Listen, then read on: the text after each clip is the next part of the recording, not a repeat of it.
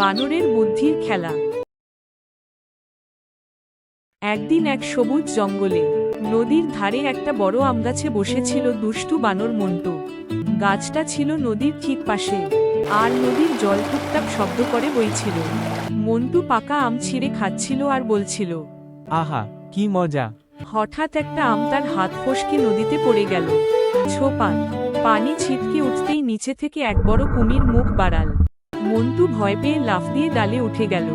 কুমির বলল, এই বানর আমার আমকে ফেলল। মন্টু ভয় কাঁপলেও বুদ্ধি খাটাল। সে একটা কাঁচা টক আম ছুঁড়ে দিল কুমিরের দিকে। কুমির খেয়ে মুখ বাঁকিয়ে বলল, ইস কি টক।